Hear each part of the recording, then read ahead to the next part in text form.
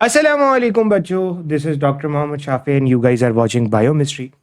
आज की वीडियो बहुत ही इम्पॉर्टेंट है क्योंकि आज से हम स्टार्ट करने वाले एक बहुत ही ज़बरदस्त और एक बहुत ही बेनिफिशियल सीरीज़ आप लोगों के लिए, क्योंकि इस सीरीज़ के अंदर बेसिकली हम डिस्कस करने वाले हैं chapter wise MCQs, chapter wise questions, chapter wise test जो बेसिकली बायोलॉजी के होंगे। और पीएमडीसी एमडीकैट के अंदर पीएमडीसी एमडीकैट के अंदर जितने भी चैप्टर्स हैं, पीएमडीसी एमडीकैट सिलेबस के अंदर जितने भी चैप्टर्स हैं, मेरी कोशिश होगी कि इन तमाम चैप्टर्स के प्रैक्टिस टेस्ट, इन तमाम चैप्टर्स के क्वेश्चंस, इन तमाम चैप्टर्स के एमसीक्यूज आपको वीडियो की सूरत में प्रोवाइड किए जाएं और एक एक क्वेश्चन का बहुत अच्छी तरीके से सॉल्यूशन प्रोवाइड किया जाए।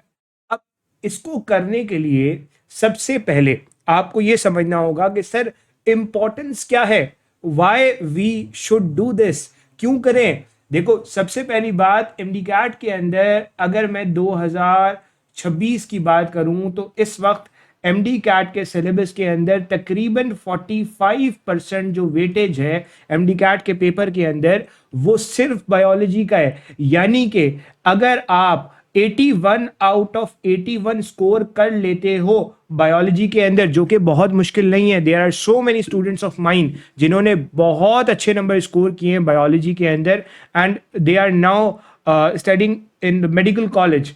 एंड अगर आप 81 आउट ऑफ 81 स्कोर कर लेते हो, जो कि बहुत आसान है, बस शर्त इतनी है कि आपके कॉन्सेप्ट्स अच्छे होने चाहिए, शर्त इतनी है कि आपने प्रैक्टिस किए हो क्वेश्चंस, शर्त इतनी है कि आपके कॉन्सेप्ट्स क्लियर हैं। तो अगर आप 81 आउट ऑफ 81 स्कोर करना चाहते हो तो ये कोई बहुत बड़ी चीज नहीं है, आप बहुत आराम से स्कोर कर सकते हो। तो बायोलॉजी के जो एमसीक्यूज है दे आर वेरी इंपॉर्टेंट, आप आराम से 81 आउट ऑफ 81 स्कोर कर सकते हो। अगर मैं फिजिक्स और केमिस्ट्री की बात करूं तो फिजिक्स में आपको न्यूमेरिकल्स मुश्किल लगते हैं, अगर मैं केमिस्ट्री की बात करूं तो केमिस्ट्री के अंदर इक्वेशंस आपको मुश्किल लगती होंगी, लेकिन बायोलॉजी एक ऐसा सब्जेक्ट है एमडीकैट के लिए जो आप आराम से अच्छा स्कोर कर सकते हो, क्योंकि आपका इंटरेस्ट भी होता है। और जब आपका इंटरेस्ट होता है तो आपके लिए 81 आउट ऑफ 81 स्कोर करना कोई बड़ी बात नहीं होती। देखो, अब इस पूरी सीरीज को करवाने का मतलब क्या है, इस पूरी सीरीज को करवाने का मतलब यह है कि आप चैप्टर वाइज एमसीक्यूज को प्रैक्टिस करो, चैप्टर वाइज क्वेश्चंस को प्रैक्टिस करो, और चैप्टर वाइज क्वेश्चंस को प्रैक्टिस करके ये देखो कि आप कहां स्टैंड करते हो। अगर आप सिर्फ प्रैक्टिस शीट सॉल्व करोगे तो हो सकता है वहां पे आपको क्वेश्चन ना समझ में आए कोई, और आपके पास कोई वीडियो सॉल्यूशन भी ना हो। तो this is the best opportunity. आपने करना यह है कि जब आप ये वीडियो देख रहे हो तो आपने सिंपली जो है वो अपने साथ एक नोट्स की कॉपी खोल के रखनी है, और हर क्वेश्चन के एंड के ऊपर, फॉर एग्जांपल अभी आपको क्वेश्चन नंबर 1 नजर आएगा, तो आपने क्या करना है, स्क्रीन को पॉज करना है, वीडियो को पॉज करना है, और वीडियो को पॉज करके खुद उसका सॉल्यूशन करना है। अगर आप उसका सॉल्यूशन कर लेते हो एंड वीडियो को देखने के बाद आपको समझ में आता है कि सर ये तो मेरा बिल्कुल ठीक हुआ, इसका मतलब है वो कॉन्सेप्ट, वो टॉपिक आपने बहुत अच्छे से प्रिपेयर किया हुआ है। और अगर लेट सपोज आपने उस क्वेश्चन को गलत किया है तो कोई मसले वाली बात नहीं है, आपको बहुत डिटेल में चीजें समझ में आ रही होंगी, और उसी क्वेश्चन के अंदर उस पूरे क्वेश्चन का जो कॉन्सेप्ट है वो आपको बहुत अच्छी तरीके से समझ में आ रहा होगा। अब सवाल ये होता है कि सर मैं सिंध का हूं, पंजाब का हूं, बलूचिस्तान का हूं, केपी का हूं, गिलगित का हूं, क्या मेरे लिए ये सीरीज काफी होगी, क्या मैं इस सीरीज को देख सकता हूं? देखो बेटा, इस पूरी सीरीज के अंदर जितने भी क्वेश्चंस हैं वो तमाम बोर्ड्स को मलहूज़े खातिर रखते हुए, तमाम बोर्ड्स को देखते हुए बनाए गए। तो आसान जबान में अगर मैं बात करूं तो सिंपल में, आप किसी भी बोर्ड से ताल्लुक़ रखते हो, आया आप गिलगित बल्तिस्तान से ताल्लुक़ रखते हो, बलूचिस्तान से रखते हो, केपीके से रखते हो या सिंध से रखते हो, आप इन क्वेश्चंस को सॉल्व करोगे तो आपके लिए अपना एग्जाम देना बहुत हद तक आसान हो जाएगा। तो आप आराम से इस चीज़ को सॉल्व कर सकते हो, किसी भी किस्म की कोई मसले मसाइल आपको देखने को नहीं मिलेंगे। तो ये बड़ी इंपॉर्टेंट चीज़ है। कोशिश करो कि इसको साथ साथ सॉल्व करो। अब होगा क्या, देखो एमडी कैट के अंदर एक वाहिद रास्ता जिससे आप स्कोर कर सकते हो वो एमसीक्यूज का आंसर करना ही है। और अगर आपको एमसीक्यू सॉल्व करने का तरीका नहीं आता, एमसीक्यूज को मार्क करने का तरीका नहीं आता, कॉन्सेप्ट लगाने का तरीका नहीं आता, तो अल्टीमेटली आप स्कोर इतना अच्छा नहीं कर पाओगे। और असल गेम तो बायोलॉजी का है। 81 अगर आपके नंबर आ गए तो पीछे जो नंबर बचते हैं उनको लेना काफी हद तक आसान हो जाता है, यानी कि आपका 40% तो सीधा सीधा यहां से सीधा हो जाता है। तो अल्टीमेटली आपके लिए बहुत हद तक आसानी हो जाती है। तो बताने का मकसद ये कि आपने कोशिश करनी है कि इस पूरी सीरीज को एंड तक देखना है, और मेरी कोशिश होगी कि तमाम चैप्टर्स जो एमडी कैट के अंदर इंक्लूडेड हैं उन तमाम चैप्टर्स के वीडियो सॉल्यूशन अपलोड किए जाए, ताकि आपको आइडिया हो सके कि आपकी प्रैक्टिस, आपके कॉन्सेप्ट इस वक्त कहाँ स्टैंड कर रहे हैं। So that's all about the introduction. बिना किसी देरी के हम इस वीडियो को स्टार्ट करते हैं और अपने चैप्टर की तरफ बढ़ते हैं। अच्छा, आज हम एक बहुत ही इंपॉर्टेंट चैप्टर स्टार्ट करने वाले हैं, और ये जो चैप्टर है ये काफ़ी लिहाज से इम्पॉर्टेंट चैप्टर बन जाता है, क्योंकि इस चैप्टर के अंदर ऐसे बहुत सारे कॉन्सेप्ट हैं जो बच्चों को बहुत ज़्यादा मुश्किल लगते हैं। जैसे अगर मैं बात करूं तो रेस्पिरेशन हो गया, फोटोसिंथेसिस हो गया, दे आर द टॉपिक जो बेसिकली बहुत ज़्यादा डिफिकल्ट बन जाते हैं अगर आप इनको रट्टा लगाने की तरफ जाते हो। तो इन तमाम टॉपिक्स को और इन तमाम टॉपिक्स से रिलेटेड तमाम क्वेश्चंस को बहुत डिटेल के साथ हम इस पूरे सेशन के अंदर देख रहे होंगे, और तमाम क्वेश्चंस को बहुत डिटेल के साथ सॉल्व करेंगे। तो जितने भी क्वेश्चंस बन सकते हैं बायोएनर्जेटिक्स में एमडी कैट के एग्ज़ाम के अंदर, तो हम तमाम क्वेश्चंस को उस लिहाज से लेके चल रहे होंगे और एंड तक सारी चीज़ों को हम लेकर कवर कर रहे होंगे। तो बिना किसी देरी के स्टार्ट करते हैं। पहला क्वेश्चन जो यहाँ पे मौजूद है, कह रहा है it is the quantitative study of energy relationship and energy conversion in biological system. अगर मैं बायोलॉजिकल सिस्टम की बात करूं, एक लिविंग ऑर्गेनिज्म की बात करूं, तो उसके अंदर एनर्जी का कन्वर्ट होना, एनर्जी की कन्वर्जन होना, ये और एनर्जी रिलेशनशिप, ये पढ़ना क्या कहलाता है। देखो, जब हम बात करते हैं थर्मोडायनेमिक्स की, तो थर्मोडायनेमिक्स का ताल्लुक फिजिक्स से ज़रूर है, लेकिन उसका ताल्लुक डायरेक्टली बायोलॉजिकल सिस्टम से नहीं है। इसी तरीके से थर्मोकेमिस्ट्री भी नहीं हो सकता। इसी तरीके से अगर मैं बायोकेमिस्ट्री की बात करूं, तो बायोकेमिस्ट्री वो ब्रांच है जिसके अंदर हम डिफरेंट मॉलिक्यूल्स और उन मॉलिक्यूल्स के साथ साथ जितने भी रिएक्शंस बॉडी में चल रहे हैं उन तमाम रिएक्शंस को देखते हैं, तो ये भी नहीं हो सकता। Then the correct answer would be bio energetics. Bio मतलब लाइफ, एनर्जेटिक्स मतलब समवॉट रिलेटेड टू एनर्जी। तो बायो एनर्जेटिक्स वो ब्रांच है जिसके अंदर हम एक फॉर्म ऑफ एनर्जी को दूसरी फॉर्म ऑफ एनर्जी में कन्वर्ट होने के अंदर देख रहे होते हैं। इसकी क्लासिकल एग्जाम्पल अगर मैं लूँ तो फोटोसिंथेसिस आपके पास किस में आता है, बायो एनर्जेटिक्स में आता है।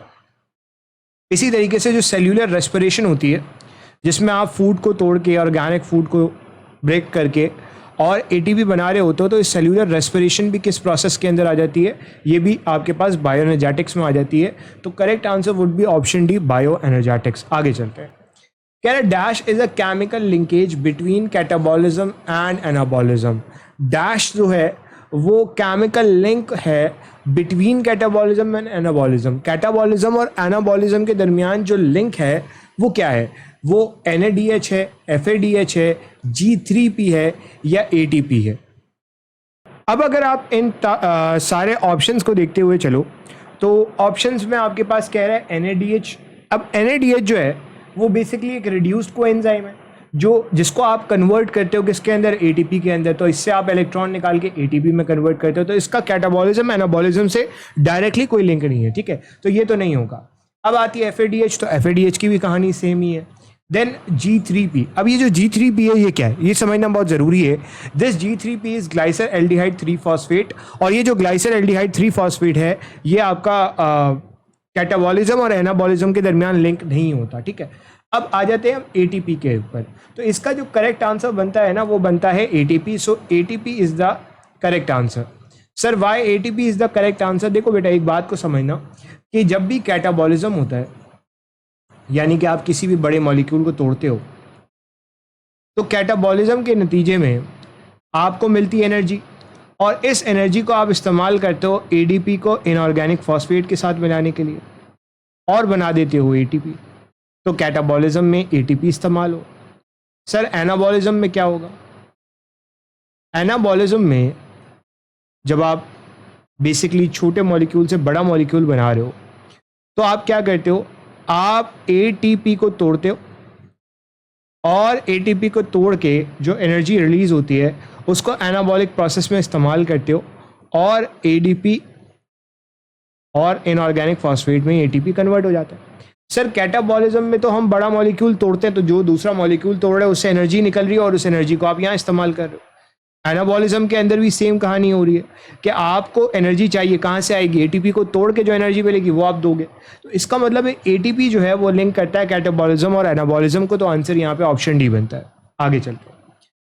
कह रहा type of respiration which involve step by step break down of carbon chain molecule into the cell is called.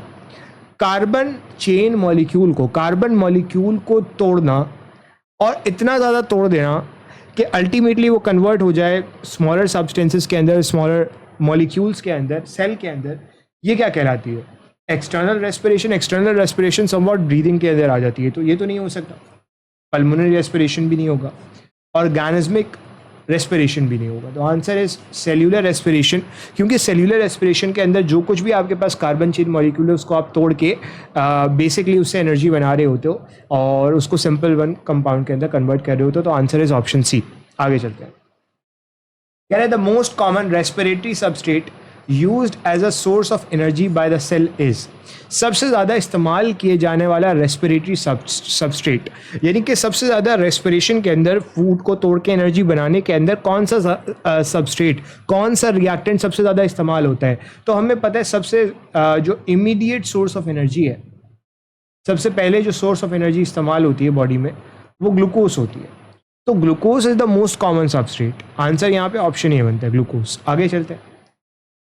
अगले सवाल में कह रहा है what is the net production of ATP molecule during anaerobic respiration. अब ये बड़ा समझने वाला पॉइंट है। देखो, चाहे एरोबिक रेस्पिरेशन हो चाहे एनारोबिक रेस्पिरेशन हो, पहला प्रोसेस तो सिमिलर है, यानी कि पहले प्रोसेस के अंदर होगी ग्लाइकोलिसिस और ग्लाइकोलिसिस के नतीजे में आपको 2 NADH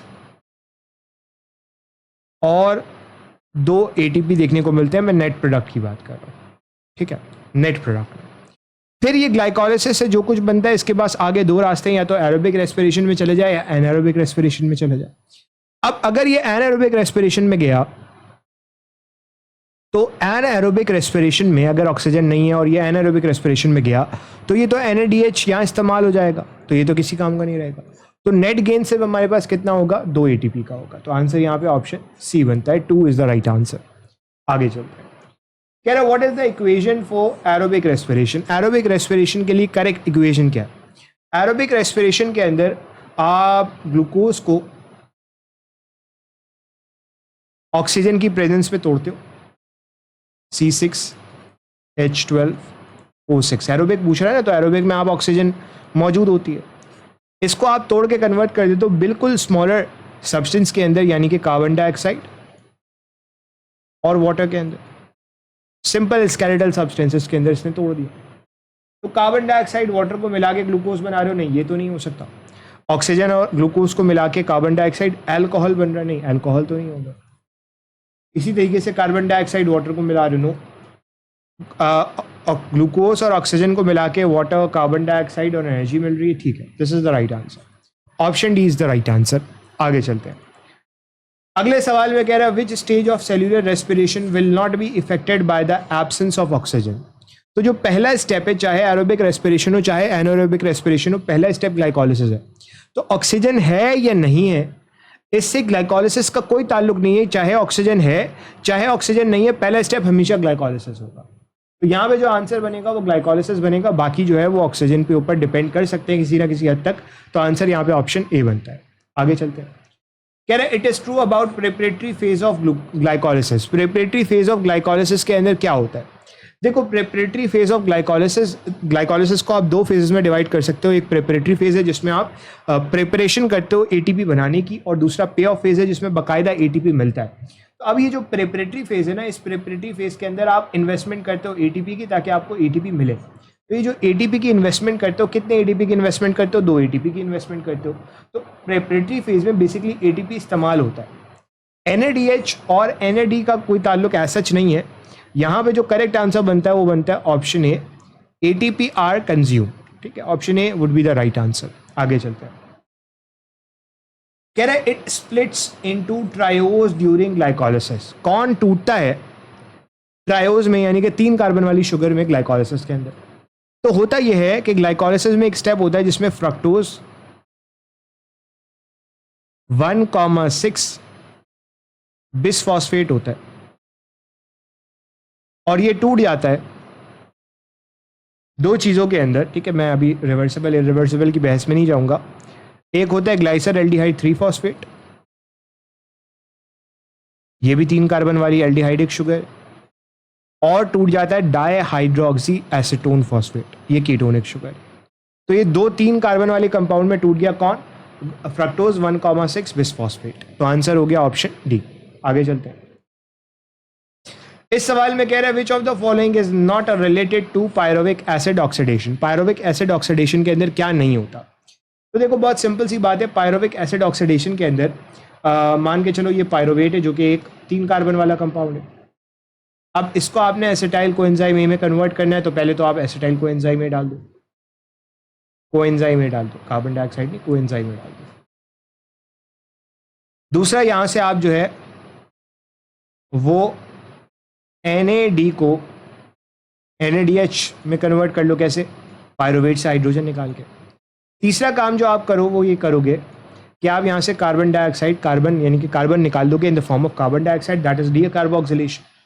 तो यहाँ पे पायरोवेट की ऑक्सीडेशन तो होगी, ये तो नहीं हो सकता। यहाँ पे एडिशन ऑफ कोएंजाइम में भी होगा, ये भी नहीं हो सकता। ठीक है, डीकार्बोक्सिलेशन भी होगा, ये भी नहीं हो सकता। आपसे पूछ रहे क्या रिलेटेड नहीं है, तो आंसर यहाँ पे ऑप्शन सी बनता है, ऑक्सीडेशन ऑफ NAD। NAD की ऑक्सीडेशन यहाँ पे नहीं हो रही। ठीक है, तो आंसर यहाँ पे क्या हो रहा है? यहाँ पे जो आंसर बन रहा है वो बन रहा है ऑप्शन सी। आगे चलते हैं। अगले सवाल में कह रहा है during glycolysis a water molecule is released when. Water molecule कब रिलीज होगा ग्लाइकोलाइसिस के अंदर? ये बड़ा इंपॉर्टेंट सवाल है, इसको समझना बहुत ज़रूरी है। तो होता यह है कि हमारे पास 2-फॉस्फोग्लाइसरेट होता है और ये 2-फॉस्फोग्लाइसरेट में डिहाइड्रेशन होती है और यहाँ से पानी निकलता है। इसके नतीजे में बनता है फॉस्फोइनोल पायरोवेट। ठीक है, फॉस्फोइनोल पायरोवेट बनता है। अब ये जो फॉस्फोइनोल पायरोवेट बन रहा है, तो यहाँ पे जो आंसर बनेगा वो क्या बनेगा? यहाँ पे जो आंसर बनेगा two phosphoglycerate is converted into phosphoenolpyruvate. तो इस स्टेप के अंदर आपके पास वाटर रिलीज हो रहा होता है, तो आंसर यहाँ पे ऑप्शन बी बनता है। अगले सवाल की तरफ चलते हैं और इस सवाल में आपसे कह रहा है in which step of Krebs cycle, Krebs cycle के कौन से स्टेप के अंदर डीकार्बोक्सिलेशन होती है, यानी कि कार्बन निकलता है। तो अगर आपको याद हो, सबसे पहले स्टेप के अंदर आप ऑक्सैलो एसीटेट को मिलाते थे एसिटाइल कोएंजाइम ए के साथ, और अगर मैं इसको समराइज करूं तो बनता था सिट्रेट। सिट्रेट से बनता था आइसोसिट्रेट, आइसोसिट्रेट से बनता था अल्फा कीटो ग्लूट्रेट। अब अल्फा कीटो ग्लूट्रेट, अब इन सारे स्टेप्स के अंदर जो ये आइसोसिट्रेट से अल्फा कीटो ग्लूट्रेट है, इसके अंदर एक तो आप NAD से NADH बनाते थे और दूसरा यहां पे आइसोसिट्रेट है 6 कार्बन का कंपाउंड और अल्फा कीटो ग्लूट्रेट है 5 कार्बन का कंपाउंड। तो यहां से एक कार्बन भी निकलता था in the form of carbon dioxide and this is decarboxylation. तो यहां पे isocitrate to alpha keto glutarate would be the right answer. ठीक है, चलो आगे चलते हैं। अगले सवाल में कह रहा है क्रैब साइकिल के दौरान सक्सिनेट से फ्यूमरेट बना रहे हो, सक्सिनेट से फ्यूमरेट बना रहे हो, तो क्या होगा? जब आप सक्सिनेट से फ्यूमरेट बनाते हो, सक्सिनेट से फ्यूमरेट बना रहे होते हो, तो ड्यूरिंग दिस प्रोसेस होता यह है कि FAD आता है और इसको कन्वर्ट कर दिया जाता है FADH2 में। तो आंसर यहां पे FADH2 हो जाएगा, ऑप्शन बी। आगे चलते हैं। अगले सवाल में कह रहा है net production of ATP molecule in prokaryotic cell when glucose molecule is completely oxidized is. जब आप एक ग्लूकोज मॉलिक्यूल को कंप्लीटली तोड़ोगे तो या तो 38 ATPs बनेंगे जो कि प्रोकैरियोटिक सेल में होते हैं, या 36 बनेंगे। अब यूकैरियोटिक में 36 ATPs बनेंगे और प्रोकैरियोटिक में 38 एटीपी बनेंगे। तो यहाँ पे आंसर ऑप्शन बी हो जाता है, 38 would be the right answer. इस सवाल में आपसे कह रहा है chemical formula of lactic acid is, lactic acid का केमिकल फॉर्मूला क्या? तो लैक्टिक एसिड का एक बात हमने ये समझनी है कि लैक्टिक एसिड एक 3 कार्बन वाला कंपाउंड है और इस लैक्टिक एसिड के अंदर 3 कार्बन है, 6 हाइड्रोजन है और 3 ही ऑक्सीजन है। तो अगर आप इस चीज को देख के चलो तो आंसर यहाँ पे C3H6O3 बनता है, C3H6O3 बनता है। तो आंसर हो गया ऑप्शन सी। आगे चलते हैं। अगले सवाल में कह रहा है केम ऑस्मोसिस के दौरान एटीपी फॉर्म होता है जब हाइड्रोजन आयन मूव करता है। अब अगर आपने इलेक्ट्रॉन ट्रांसपोर्ट चेन पढ़ी है तो आपने ये जरूर पढ़ा होगा कि मान के चलो ये आपके पास एटीपी सिंथेसिस एग्जांपल है, जस्ट ड्रॉ कर, ये है इनर माइटोकॉन्ड्रियल मेम्ब्रेन, या sorry this is inner mitochondrial membrane, this is inter membranous space and this is matrix.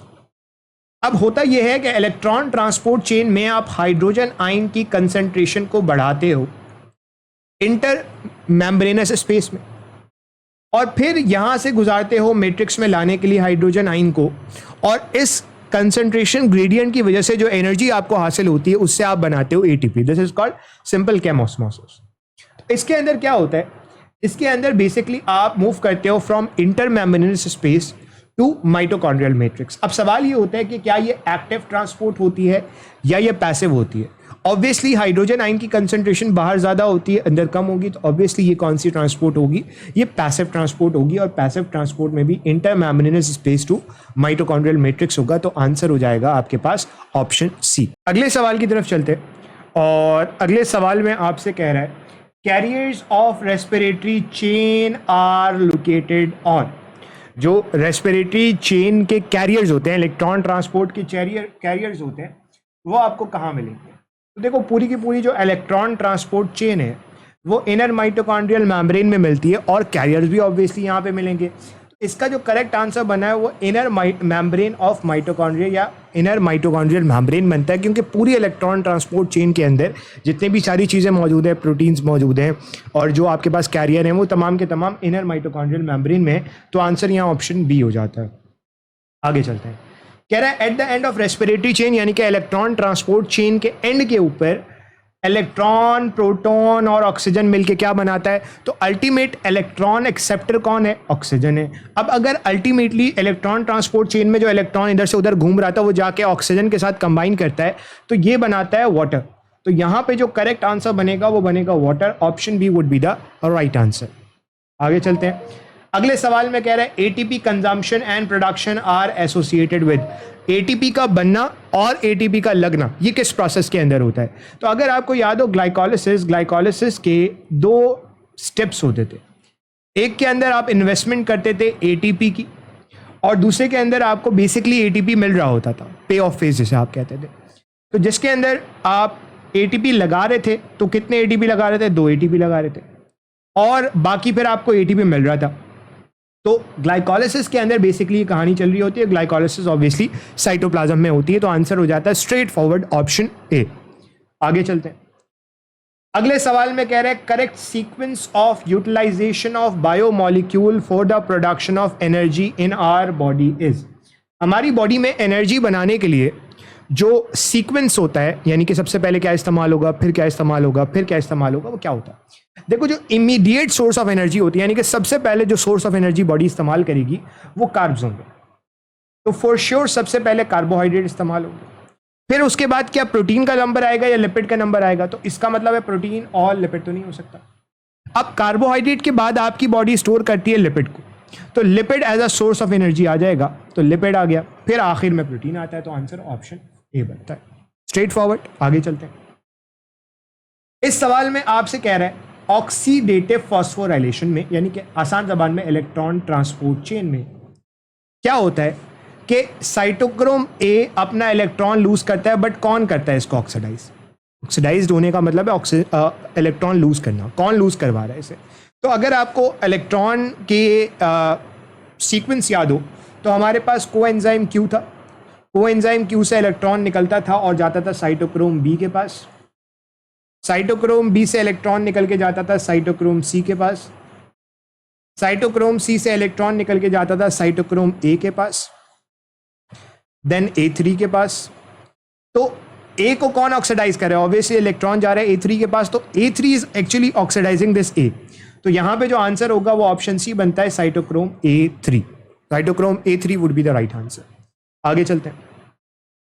कह रहा है total number of carbon dioxide release by oxidation of glucose through Krebs cycle.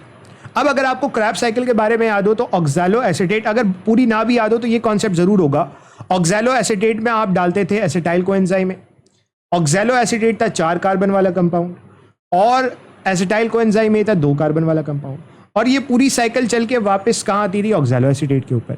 यानी कि initially 4 और 2 6 carbon enter करे, लेकिन आखिरी में 4 कार्बन आपको मिले। यानी कि एक साइकिल में आपको 2 कार्बन निकलते हुए नजर आएंगे इन the form of carbon dioxide. अब अगर आप ग्लूकोज से जब आप ग्लूकोज को तोड़ते हो तो 2 एसिटाइल कोएंजाइम ए बनते हैं। अब अगर 2 एसिटाइल कोएंजाइम ए बनते हैं तो ये साइकिल 2 दफा चलेगी, यानी कि 4 कार्बन डाइऑक्साइड आपको क्रैब साइकिल से मिलेंगे। अब इसमें आपसे टोटल भी पूछ सकता है, बट आपने अभी फिलहाल क्रैब साइकिल का बताना है, तो यहां पे आंसर 4 हो जाता है, ऑप्शन सी। आगे चलते हैं। अगले सवाल में कह रहे हैं इनमें से कौन सा एंड प्रोडक्ट बताता है ग्लाइकोलाइसिस की। देखो नेट की बात कर रहा है, नेट का मतलब है जो आपको मिला, ठीक है। इसमें से आपने जो एटीपी खर्च किया वो आपने निकालना है। तो स्ट्रेट फॉरवर्ड आपको 2 एटीपी मिलते हैं, 2 एटीपी की नेट प्रोडक्शन देखने को मिलती है, और 2 एटीपी के अलावा आपको 2 NADH देखने को मिलते हैं, ठीक है, 2 NADH।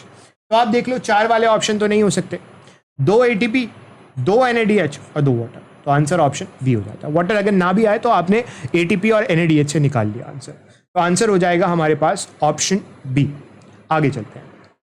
अगले सवाल में आपसे कह रहा है एक ऐसा प्रोसेस जिसके अंदर रिडॉक्स रिएक्शन हो रहे, मतलब एक ऑक्सीडाइज हो रहा है दूसरा रिड्यूस हो रहा है। जाहिर सी बात है, अगर आपने अभी देखा तो बेसिकली इलेक्ट्रॉन मूव कर रहा है एक सब्सटेंस से दूसरे सब्सटेंस, दूसरे से तीसरे सब्सटेंस, तो ये एक रिडॉक्स रिएक्शन चल रहा है जिसका अल्टीमेट रिजल्ट क्या है? एटीपी बन रहा है। इसको आप क्या कहते हो? This is basically due to, अगर आपने अभी देखा हो तो ये था एटीपी सिंथेज। ये एटीपी सिंथेज अपने अंदर से हाइड्रोजन आयन को गुजारता था, और ये हाइड्रोजन आयन कहां थे? इंटरमेम्ब्रेनस स्पेस में बड़े हुए थे। क्यों बड़े हुए थे? क्योंकि रिडॉक्स रिएक्शन चल रहे थे, वो हाइड्रोजन आयन को निकाल के इंटरमेम्ब्रेनस स्पेस में भेज रहे थे, जिसकी वजह से एटीपी बन रहा है।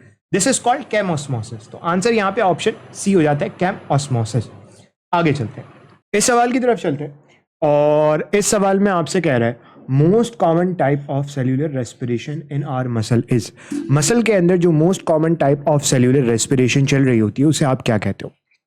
देखो अगर मैं बात करूं नॉर्मली एक एनिमल मसल की, तो नॉर्मली एक एनिमल मसल हमेशा ये कोशिश करता है कि वो ग्लूकोज को कंप्लीटली तोड़े, और ग्लूकोज को कंप्लीटली तोड़ के कार्बन डाइऑक्साइड और वाटर में कन्वर्ट कर दे। तो ये बेसिकली कौन सी रेस्पिरेशन है? ये है एरोबिक रेस्पिरेशन, क्योंकि एरोबिक रेस्पिरेशन के अंदर आपको ज़्यादा एटीपी मिल रहा होता है, ग्लूकोज को आप तोड़ के कंप्लीटली कार्बन डाइऑक्साइड और वाटर में कन्वर्ट कर रहे होते हो। इसका मतलब ये है कि मोर और लेस हमारे पास जो एरोबिक रेस्पिरेशन है वो सबसे ज़्यादा चलने वाली रेस्पिरेशन है, क्योंकि एटीपी यहाँ ज़्यादा मिलेगा, मसल को तो ज़्यादा एटीपी चाहिए।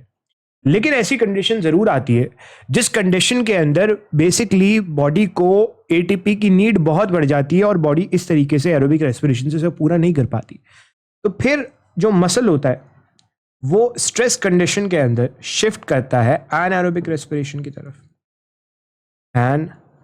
एनाएरोबिक रेस्पिरेशन की तरफ। अब ये जो एनाएरोबिक रेस्पिरेशन होती है, इसकी खासियत ये होती है कि इसके एंड के ऊपर आपको, खासतौर पे मसल की बात करूं तो वहां पे देखने को मिलता है लैक्टिक एसिड। क्योंकि एनाएरोबिक रेस्पिरेशन को आप फर्मेंटेशन कहते हो, तो यहां पे बच्चा फौरन आंसर लगाता है लैक्टिक एसिड फर्मेंटेशन, बट इसका आंसर लैक्टिक एसिड फर्मेंटेशन नहीं है। ये तो स्ट्रेस कंडीशन में मोस्ट कॉमन क्या है? Aerobic respiration. तो आंसर हो जाएगा ऑप्शन बी। अगले सवाल में कह रहा है एरोबिक रेस्पिरेशन में proton are diffuse from. Proton कहां से कहां जाते हैं? तो अभी हमने देखा इंटरमेम्ब्रेनस स्पेस से माइटोकॉन्ड्रियल मैट्रिक्स में जाएंगे। तो intermembranous space to mitochondrial matrix, basically diffusion ऐसे होती है एरोबिक रेस्पिरेशन में। कहां से कहां ये हमने ऑलरेडी डिस्कस कर लिया, ठीक है। तो आंसर हो जाता है ऑप्शन बी। इस सवाल में आपसे कह रहा है डाईहाइड्रोऑक्सी एसीटोन फॉस्फेट। अब ये जो डाईहाइड्रोक्सी एसीटोन फॉस्फेट है, ये आइसोमर है किसका? देखो, डाईहाइड्रोक्सी एसीटोन फॉस्फेट की जब हम बात करते हैं तो ये है कीटोन और ये बनता है ग्लाइकोलाइसिस के दौरान। इसी का एक एल्डिहाइडिक फॉर्म होती है जिसको आप कहते हो ग्लाइसर एल्डिहाइड 3 फॉस्फेट। तो ये जो ग्लाइसर एल्डिहाइड 3 फॉस्फेट होता है, ये इसकी एल्डिहाइडिक फॉर्म है।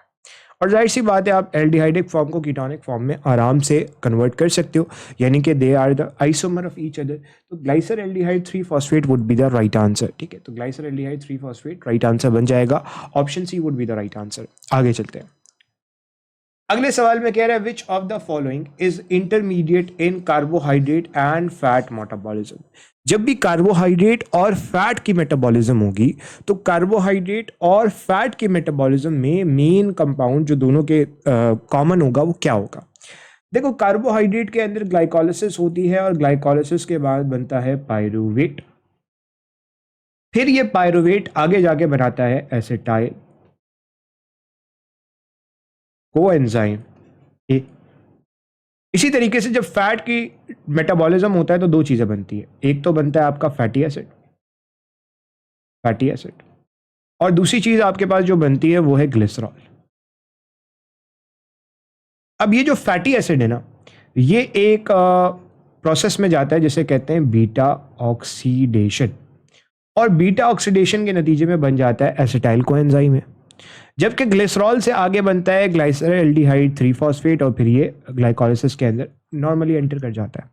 तो ये कॉमन पाथवे है जो फैट का और कार्बोहाइड्रेट का है। इसका मतलब ये है कि चाहे कार्बोहाइड्रेट की मेटाबॉलिज्म हो चाहे फैट की, कॉमन क्या है? Acetyl coenzyme A. तो यहाँ पे जो आंसर है वो बन जाएगा acetyl coenzyme A. Option B would be the right answer. आगे चलेंगे। कह रहे क्रैब साइकिल के अंदर हाइड्रोजन एटम को आप सक्सीनेट से निकालते हो, उसको कौन एक्सेप्ट करता है? तो सक्सीनेट से जब भी आगे कोई चीज़ आप बना रहे हो, अभी हम उस पर डिटेल पे बात नहीं कर रहे, सक्सीनेट से आपने कुछ भी आगे बनाना है तो सक्सीनेट से हाइड्रोजन निकाला, ये हाइड्रोजन FAD एक्सेप्ट करता है और FADH पे कन्वर्ट हो जाता है। इसका मतलब है FAD एक्सेप्ट करेगा तो answer straight forward option A बनेगा। ठीक है, आगे चलते हैं। कह रहे increase level of ATP during aerobic respiration can inhibit the functioning of. अच्छा, ये सवाल बड़ा इंटरेस्टिंग है। क्यों सवाल इंटरेस्टिंग है? क्योंकि इस सवाल के अंदर आपसे कह रहा है कि ATP का लेवल जब बढ़ेगा तो कौन से एंजाइम की फंक्शनिंग इनहिबिट होगी। देखो, ATP बनाने में अगर मैं ग्लाइकोलाइसिस की ग्लूकोज से आगे बढ़ूं तो पहला स्टेप होता है ग्लाइकोलाइसिस, फिर आता है क्रैब साइकिल, फिर आता है इलेक्ट्रॉन ट्रांसपोर्ट चेन। तो इसका आंसर कुछ लोग सिट्रेट सिंथेज भी लिखते हैं और कुछ लोग फॉस्फोफ्रक्टोकाइनेज भी लिखते हैं, बट बेस्ट आंसर क्या है? इसमें बेस्ट आंसर आपने बताना है। देखो, जब बेस्ट आंसर की बात आती है तो किसी भी रिएक्शन के अंदर पहला स्टेप होता है ग्लाइकोलाइसिस।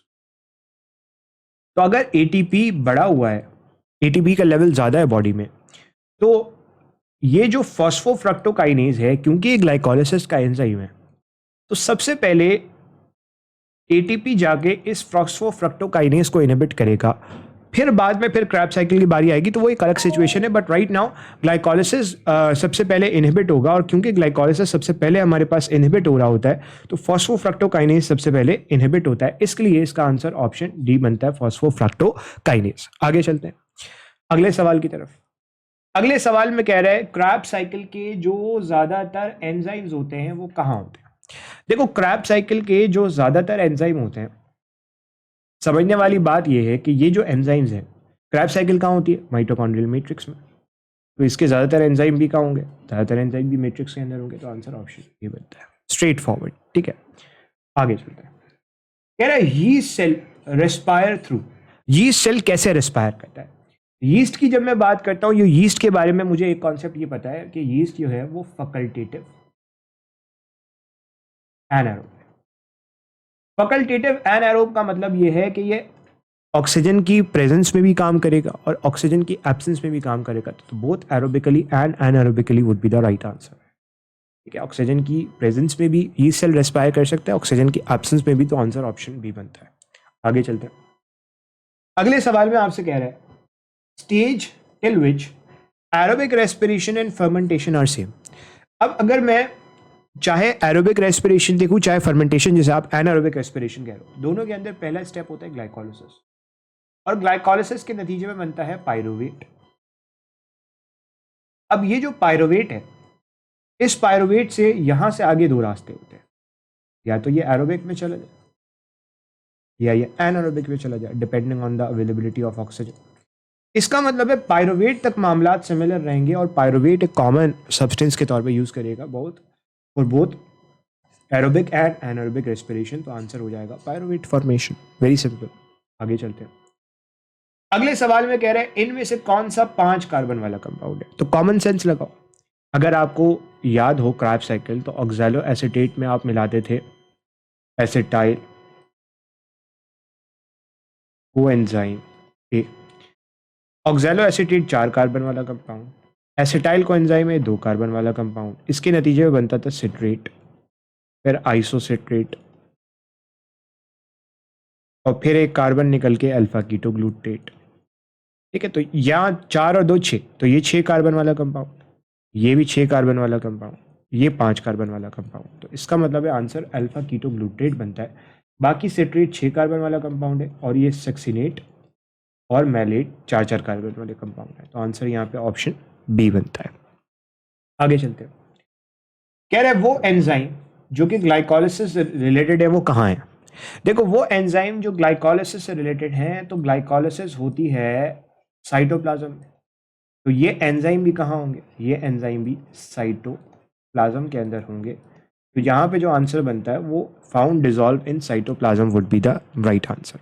आगे चलते हैं। अगले सवाल में कह रहे हैं glycolysis is divided into following 2 phases respectively. Glycolysis के अंदर 2 फेजेस होते हैं।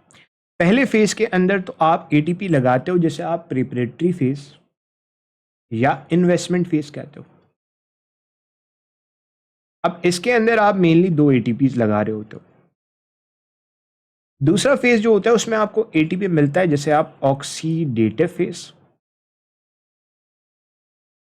या पे ऑफ फेज कहते हो, जिसके अंदर आपको एटीपी एनएडीएच दोनों मिलते हैं। तो आंसर होगा प्रिपरेटरी देन ऑक्सीडेटिव। आंसर क्या हो गया, प्रिपरेटरी देन ऑक्सीडेटिव। आगे चलते हैं। इस सवाल में कह रहे हैं फॉस्फोग्लाइसरेट को अगर फॉस्फोइनोल पायरोवेट में कन्वर्ट करना है तो क्या होगा। एक चीज होती है 2-फॉस्फोग्लाइसरेट, ये ग्लाइकोलिसिस की बात कर रहा है। इसको अगर आपने फॉस्फोइनोल पायरोवेट में कन्वर्ट करना है तो यहां से आप निकालते हो वाटर। वाटर का निकालना डिहाइड्रेशन होता है। तो आंसर क्या होगा, dehydration. Simple, option C would be the right answer. आगे चलते हैं। कह रहा है how many ATP molecule are utilized during preparatory phase of glycolysis. तो अभी हमने देखा 2 एटीपी इस्तेमाल होंगे, तो स्ट्रेट फॉरवर्ड यहाँ पे आंसर ऑप्शन ए बनता है। 2 ATP would be the right answer. आगे चलते हैं। कह रहा है every molecule of NADH fade into electron transport chain produce. Her molecule जो NADH का इलेक्ट्रॉन ट्रांसपोर्ट चेन में जाएगा वो कितने एटीपी प्रोड्यूस करेगा। तो याद रखना, एक NADH से 3 एटीपी प्रोड्यूस होते हैं, जबकि एक FADH से, यहीं पे सवाल आपसे अगर FADH का पूछ ले तो आपने याद रखना है एक FADH से 2 ATP बनते हैं। तो यहाँ पे 3 ATP का आंसर देख के आपने वो मार्क कर देना है। Answer is option D. आगे चलते हैं। कह रहे हैं it involve complete breakdown of glucose molecule. Complete breakdown का मतलब है कि आपने उसको कार्बन डाइऑक्साइड और वाटर में कन्वर्ट कर दिया, तमाम बॉन्ड्स आपने ऑलरेडी तोड़ दिए। तो ये वाली जो कहानी होती है ना, ये आपको ऑक्सीजन की प्रेजेंस में देखने को मिलती है, जो कि एरोबिक रेस्पिरेशन है। Aerobic respiration. एनारोबिक रेस्पिरेशन में ऐसी कहानी नहीं होती। एनारोबिक रेस्पिरेशन में आप इनकम्प्लीट ब्रेकडाउन करते हो। तो aerobic respiration would be the right answer. आगे चलेंगे। कह रहे the terminal acceptor of electron in electron transport chain. तो इलेक्ट्रॉन ट्रांसपोर्ट चेन में ये इनर माइटोकॉन्ड्रियल मेम्ब्रेन है, यहाँ पे कॉम्प्लेक्स 1, कॉम्प्लेक्स 2, कॉम्प्लेक्स 3, कॉम्प्लेक्स 4। अब कॉम्प्लेक्स 1 से इलेक्ट्रॉन गया 2 के पास, बेसिकली कॉम्प्लेक्स 1 से इलेक्ट्रॉन निकला, वो आपके पास इलेक्ट्रॉन कैरियर के पास गया, फिर इसी तरीके से 2 से निकला वो इलेक्ट्रॉन कैरियर से, और फिर इलेक्ट्रॉन कैरियर से 3 के पास गया, 3 से 4 के पास गया। अब ये जो कॉम्प्लेक्स 4 है ना, इस कॉम्प्लेक्स 4 से ये इलेक्ट्रॉन निकलता है और इस इलेक्ट्रॉन को एक्सेप्ट करता है ऑक्सीजन। ठीक है, तो इस इलेक्ट्रॉन को कौन एक्सेप्ट करेगा, ऑक्सीजन एक्सेप्ट करेगा और इसको कन्वर्ट कर देगा पानी में। तो अल्टीमेट इलेक्ट्रॉन एक्सेप्टर कौन है, ऑक्सीजन है। और ये सवाल बार बार मल्टीपल एग्जाम्स में पूछा गया, तो आंसर यहाँ पे ऑप्शन है, ऑक्सीजन बनता है। आगे चलते हैं। अगले सवाल में कह रहे हैं कौन सा मेटाबॉलिक पाथवे ऐसा है जो कि इन तमाम मेटाबॉलिक पाथवे को जब आप देखते हो तो वो ऑक्सीजन की एब्सेंस में होते हैं सिवाय, यानी कि आपने वो बताना है जो ऑक्सीजन की प्रेजेंस में होगा। तो फर्मेंटेशन का लफ्ज आ गया, तो एनारोबिक रेस्पिरेशन तो ऑक्सीजन की एब्सेंस में होता है, तो ये दो तो वैसे भी नहीं हो सकते। अब आंसर ग्लाइकोलिसिस है या रेस्पिरेटरी चेन जिसे आप इलेक्ट्रॉन ट्रांसपोर्ट चेन कहते हैं। तो ऑब्वियसली इलेक्ट्रॉन ट्रांसपोर्ट चेन के अंदर तो ऑक्सीजन चाहिए क्योंकि अल्टीमेट इलेक्ट्रॉन एक्सेप्टर वही है, तो यही आंसर बनता है क्योंकि ग्लाइकोलिसिस के अंदर भी ऑक्सीजन की जरूरत नहीं होती। आगे चलते हैं। अगले सवाल में कह रहे हैं तमाम रिएक्शंस जो ग्लाइकोलिसिस के होते हैं वो कहाँ होते हैं। ऑब्वियसली वो रिएक्शंस होते हैं साइटोप्लाज्म में या साइटोसोल कह लो, आंसर हो जाएगा ऑप्शन सी। आगे चलते हैं। अगले सवाल में आपसे क्या कह रहा है, अगले सवाल में कह रहा है एल्कोहलिक फर्मेंटेशन अकर इन। एल्कोहलिक फर्मेंटेशन कहाँ होती है। देखो अल्कोहलिक फर्मेंटेशन का मतलब यह है कि अल्टीमेटली जो एंड प्रोडक्ट होगी वो इथेनॉल होगी। अब नॉर्मली मसल के अंदर लैक्टिक एसिड बनता है, तो इथेनॉल कहाँ बनेगा, इथेनॉल बनता है यीस्ट के अंदर जो यूनिसेलुलर फंजाई है, तो आंसर हो गया यीस्ट, बाकी किसी के अंदर नहीं दिखने को मिलेगा, तो आंसर इज ऑप्शन बी। आगे चलते हैं और अगले सवाल में आपसे कह रहा है the breaking of terminal phosphate of ATP releases about. अगर आप एटीपी से एक फॉस्फेट निकालो टर्मिनल फॉस्फेट और उसको एडीपी में कन्वर्ट कर दो तो कितनी एनर्जी रिलीज होगी। तो simple 7.3 kilo calorie energy release होगी, तो यहां पे आप आंसर ढूंढ लो 7.3 किलो कैलोरी, तो आंसर हो गया ऑप्शन सी, स्ट्रेट फॉरवर्ड। आगे चलते हैं। अगले सवाल में कह रहे हैं स्टेबल 6 कार्बन कंपाउंड जो कि क्रैब साइकिल में बनता है। तो अभी हमने देखा क्रैब साइकिल के अंदर ऑक्सैलो एसिटेट 4 कार्बन वाला कंपाउंड है, ये ऑब्वियसली यहाँ से साइकिल शुरू होती है। अल्फा कीटोग्लूटारेट 5 कार्बन वाला कंपाउंड है, अगर कार्बन नंबर भी आप देख लो ना आपके लिए चीजें आसान हो जाएंगी। 4 कार्बन। आइसोसिट्रेट 6 कार्बन वाला कंपाउंड है, तो आंसर हो गया ऑप्शन ए। आगे चलेंगे। अगले सवाल में कह रहे हैं ग्लाइकोलिसिस क्या है। ग्लाइकोलिसिस के अंदर आप ग्लूकोज को तोड़ते हो और पायरोवेट में कन्वर्ट करते हो, तो glycolysis is the breakdown of glucose, answer is option D. आगे चलते हैं। कह रहे citric acid cycle start by the entry of. Citric acid cycle किसकी एंट्री से स्टार्ट होता है, तो citric acid cycle oxalo acetate के साथ आप मिलाते हो एसिटाइल कोएंजाइम ए और अल्टीमेटली एसिटाइल कोएंजाइम ए एंटर होता है, तो फिर साइकिल चलती है, तो आंसर हो जाएगा ऑप्शन डी, स्ट्रेट फॉरवर्ड। आगे चलते हैं। इस सवाल में कह रहे हैं क्रैब साइकिल में डी कार्बोक्सिलेशन किसकी कन्वर्जन में होगी। अब अगर यहाँ पे आप नंबर ऑफ कार्बन भी देख लो तो आपके लिए चीज़ आसान है। सिट्रेट 6 कार्बन वाला कंपाउंड, आइसोसिट्रेट 6 कार्बन, तो इसका मतलब है यहाँ तो नहीं होगी। मैलेट ऑक्सैलो एसिटेट, तो यहाँ पे भी 4 कम कार्बन होंगे, तो यहाँ पे भी कोई कार्बन निकल नहीं रहा। डीकार्बोक्सिलेशन का मतलब है कार्बन का निकलना इन the form of carbon dioxide. Alpha ketoglutarate 5 carbon और सक्सिनेट 4 कार्बन, तो इसका मतलब है यहाँ होगी ऑप्शन सी। बट आगे पढ़ते हैं। सक्सिनेट टू फ्यूमरेट दोनों 4 कार्बन वाले कंपाउंड, तो यहाँ भी नहीं होगी, तो आंसर हो गया ऑप्शन सी। इस सवाल में आपसे कह रहे हैं कौन सा मिक्रोमोलिक्यूल ऐसा है जो highest amount of energy release करता है पर ग्राम, यानी कि 1 ग्राम अगर उसका तोड़ोगे तो हाईएस्ट अमाउंट ऑफ एनर्जी मिलेगी। अगर मैं कार्बोहाइड्रेट को देखता हूं या मैं लेट सपोज प्रोटीन को देखता हूं, तो दोनों के 1 ग्राम से 4 किलो कैलोरी एनर्जी रिलीज होगी 1 ग्राम से। लेकिन अगर मैं लिपिड को देखता हूँ या फैट को देखता हूँ तो यहाँ से 4 किलो कैलोरी नहीं रिलीज होती बल्कि 9 किलो कैलोरी रिलीज होती है। अच्छा खासा अमाउंट रिलीज हो रहा है, तो आंसर यहाँ पे फैट होगा, तकरीबन डबल से थोड़ा सा ज्यादा है। ठीक है, आंसर हो गया ऑप्शन सी। आगे चलते हैं। कह रहा है फैट को सेल्यूलर रेस्पिरेशन में एंटर करवाने से पहले ब्रेक डाउन करना होता है किसके अंदर, तो मैंने आपको बताया फैट टूटेगा तो 2 चीजें बनेगी, ग्लिसरॉल और फैटी एसिड, सिंपल। तो ग्लिसरॉल और फैटी एसिड, तो आंसर हो जाएगा ऑप्शन बी, स्ट्रेट फॉरवर्ड। आगे चलते हैं। अगले सवाल में क्या कह रहा है, अगले सवाल में कह रहे हैं ग्लिसरॉल जो कि फैट की ब्रेकडाउन से आता है वो रेस्पिरेटरी पाथवे में एंटर होता है, किस में कन्वर्ट हो गया, तो ये भी हमने देखा ग्लाइसरल्डिहाइड 3 फॉस्फेट में जो कि ग्लाइकोलिसिस का पार्ट है, तो आंसर इज ऑप्शन सी। आगे चलते हैं। कह रहे हैं फैटी एसिड को एसिटाइल कोएंजाइम ए के अंदर तोड़ा है, क्या प्रोसेस है। जब आप फैटी एसिड को एसिटाइल कोएंजाइम ए के अंदर तोड़ते हो तो ये काम होता है माइटोकॉन्ड्रियल मैट्रिक्स में, और इस प्रोसेस को आप कहते हो बीटा ऑक्सीडेशन। अब यहाँ पे एक सवाल आपसे और पूछा जा सकता है कि अगर 16 कार्बन वाला फैटी एसिड टूटेगा तो कितने एसिटाइल कोएंजाइम ए बनेंगे। तो जाहिर सी बात है 16 कार्बन वाला फैटी एसिड टूटेगा तो 2 कार्बन वाले एसिटाइल कोएंजाइम ए होता है, तो कितने बनेंगे? ऑब्वियसली 8।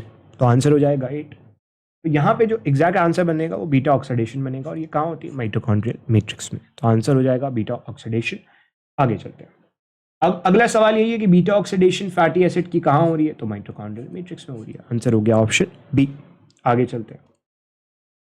कह रहा है अमाइनो एसिड को तोड़ने, amino acid can be respired for energy. Amino acid को आप एनर्जी बनाने के लिए इस्तेमाल कर सकते हो, लेकिन पहले क्या करना होगा? तो अगर आप अमाइनो एसिड का स्ट्रक्चर देखो तो ये आ गया COOH, ये आ गया अमाइनो ग्रुप, ये आ गया हाइड्रोजन, ये आ गया R ग्रुप। तो पहले ये जो अमाइनो ग्रुप होता है ये निकलता है, इस प्रोसेस को कहते हैं डीअमाइनेशन। अब कुछ के अंदर बेसिकली ये अमोनिया में ही कन्वर्ट हो जाता है, और मैमल्स के अंदर फिर ये अमोनिया यूरिया में कन्वर्ट होता है, यूरिया साइकिल के थ्रू, जो लिवर में हो रही है। सो बेसिकली डीअमाइनेशन पहले हो रहा है और फिर ये सारा प्रोसेस चल रहा है। तो deamination would be the right answer. But अब हो सकता है आपसे पूछ ले कि अमोनिया यूरिया में कैसे कन्वर्ट हो रहा है, तो यूरिया साइकिल से कन्वर्ट हो रहा है। तो पहला स्टेप डीअमाइनेशन होगा, बाकी चीजें बाद में चलेंगी। आगे चलते हैं। कह रहा है nitrogenous waste product remove from amino acid before the enter respiration is excreted mainly as. वो जो डीअमाइनेशन के नतीजे में अमाइनो ग्रुप निकला था वो कैसे बॉडी से निकलेगा? अमोनिया से भी निकल सकता है, लेकिन सिर्फ अमोनिया से नहीं निकलेगा। यहाँ पे लफ्ज लिखा हुआ है ओनली, ओनली का लफ्ज सही नहीं है, इसलिए ये गलत हो गया। मैमल्स के अंदर ये यूरिया में कन्वर्ट हो सकता है, यूरिया साइकिल से। तो आंसर यहाँ पे यूरिया हो जाएगा, स्ट्रेट फॉरवर्ड। आगे चलते हैं। अगले सवाल में आपसे कह रहा है depending on the carbon skeleton, depending on the carbon skeleton deaminated amino acid में enter the respiratory pathways. जो डीअमाइनेटेड अमाइनो एसिड होते हैं जिनसे आप अमाइनो ग्रुप निकाल चुके हो, वो कहाँ एंटर करेंगे? अब वो पायरुवेट के लेवल के ऊपर भी जा सकते हैं, वो एसिटाइल कोएंजाइम भी बना सकते हैं, वो क्रैब साइकिल भी बना सकते हैं, depending on the amino acid. Different amino acid different जगह के ऊपर जाके फिर आगे रेस्पिरेटरी पाथवे को जो है वो कंटिन्यू करते हैं। तो ग्लूकोज के पाथवे पे ज़रूरी नहीं है, फैटी एसिड भी ज़रूरी नहीं है, ओनली ग्लाइकोजन भी ज़रूरी नहीं है, यहाँ पे कहीं भी जा सकते हैं। तो आंसर हो जाएगा ऑप्शन सी। आगे चलते हैं। कह रहे हैं amino acid are converted into intermediate. Amino acid को आप इंटरमीडिएट में एक कंपाउंड में कन्वर्ट करते हो जो कि बाद में ग्लूकोज बना सकता है। ऐसे अमाइनो एसिड को क्या कहते हो? अब अमाइनो एसिड दो तरह के तो आपने पढ़े, एसिटाइल जो एसेंशियल होते हैं, दूसरा नॉन एसेंशियल होता है। एसेंशियल वो होते हैं जो आपकी बॉडी में नहीं बन पाते, उनको डाइट में लेना जरूरी है। नॉन एसेंशियल वो होते हैं जो आपकी बॉडी में बन रहे, उनको डाइट में लेना जरूरी नहीं है। तो ये तो दो वैसे भी नहीं हो सकते। अब अमाइनो एसिड फिर आप इसको और कैटेगराइज कैसे कर सकते हो? एक कैटेगराइजेशन ये है कि कुछ अमाइनो एसिड होते हैं जो ऐसे कंपाउंड्स के अंदर कन्वर्ट होते हैं जो बाद में ग्लूकोज बन सकता है, और कुछ ऐसे होते हैं जो एसिटाइल कोएंजाइम में या एसिटाइल कोएंजाइम ए के अंदर कन्वर्ट होते हैं जो कि कीटोन बॉडीज बना सकते हैं। तो जो कीटोन बॉडीज बनाने वाले अमाइनो एसिड है उनको कीटोजेनिक कहोगे, और जो ग्लूकोज बनाने वाले अमाइनो एसिड है उनको ग्लूकोजेनिक कहोगे। तो आंसर यहाँ पे ग्लूकोजेनिक हो जाता है। Answer is option B. आगे चलते हैं। कह रहे हैं अमाइनो एसिड जिनको आप एसिटाइल कोएंजाइम में या एसिटाइल कोएंजाइम ए के अंदर कन्वर्ट कर सकते हो जो कि कीटोन बॉडीज बनाते हैं, उनको क्या कहोगे? अभी हमने पढ़ा कीटोजेनिक। तो आंसर हो गया ऑप्शन बी। आगे चलते हैं। This is the last question जिसमें कह रहे हैं compared with the molecule of glucose. अगर आप ग्लूकोज से कंपेयर करो तो ऑक्सीडेशन ऑफ फैट के नतीजे में क्या रिलीज होगा, कितनी अमाउंट ऑफ एनर्जी रिलीज होगी? तो मैंने आपको बताया ग्लूकोज यानी कि अगर मैं 1 ग्राम कार्बोहाइड्रेट लूँ तो 4 किलो कैलोरी रिलीज होती है 1 ग्राम से, लेकिन फैट से 9 किलो कैलोरी होती है। इसका मतलब ये है कि तकरीबन डबल से ज़्यादा एटीपी आपको मिल सकता है। तो आंसर हो जाएगा ऑप्शन सी। यहाँ पे आके हमने बायो एनर्जेटिक्स के तमाम क्वेश्चंस, तमाम टॉपिक्स बहुत अच्छे से, बहुत डिटेल्ड मैनर के अंदर तमाम क्वेश्चंस को सॉल्व किया। Still if you have any question you can ask in the comment section, और आप हमारा व्हाट्सएप चैनल भी ज्वाइन कर सकते हो जिसमें अक्सर जो है वो इस तरह के क्विजेस शेयर किए जा रहे होते हैं, और उसका लिंक आपको डिस्क्रिप्शन में मिल जाएगा। बहरहाल आज के लिए हम इतना ही रखते हैं। इंशाल्लाह आपसे मुलाकात होगी नेक्स्ट वीडियो में एक नए चैप्टर के साथ। तब तक के लिए अल्लाह हाफ़िज़।